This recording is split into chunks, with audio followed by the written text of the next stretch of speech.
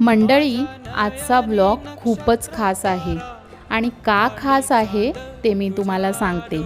हा जो वाडा बघताय ना, हा वाडा नाही आहे आणि हा फक्त मातीचा नाही आहे, तर माझ्या लहानपणीचा एक भाग आहे.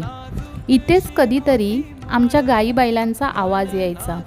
सकाळी उठल्यावर सगळीकडे एकच गडबड असायची आणि आज सगळं शांत झालंय. काळ बदलतो, लोक बदलतात, पण प्राणी कधीच बदलत नाहीत आणि ते आठवणी जशा आपल्या कायम राहतात ना, तसेच प्राणी पण तुमच्यावर कायम प्रेम करतात. लोक तुमच्यावरती सवडीनुसार प्रेम करतात, पण प्राणी तुम्ही ज्या अवस्थेत आहात, तुम्ही जसे आहात तसंच तुमच्यावर प्रेम करतात. आणि हा जो दरवाजा बघताय ना, हा उघडल्यावर गाईच्या बैलांचा हंबरण्याचा आवाज यायचा.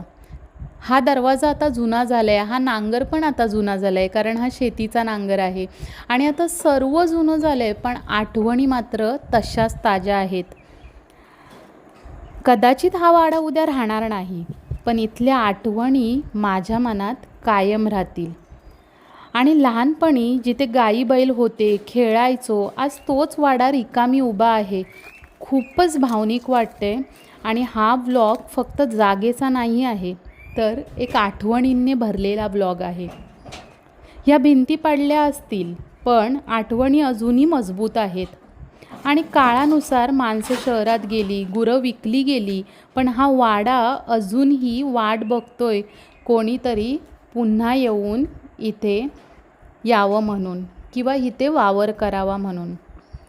सर्व जुना झाला आहे, आतल्या आठवणी मात्र तशाच ताज्या आहेत. प्रॉपर्टीच्या वाटणीत घरं विभागली गेली, पण या वाड्याशी जोडलेलं मन कधीच विभागलं जाणार नाही. आणि इथल्या आठवणी माझं बालपण अजूनही इथेच राहिले असं आठवण करून देतात. असा हा माझ्या हृदयाजवळचा आठवणीतला वाडा.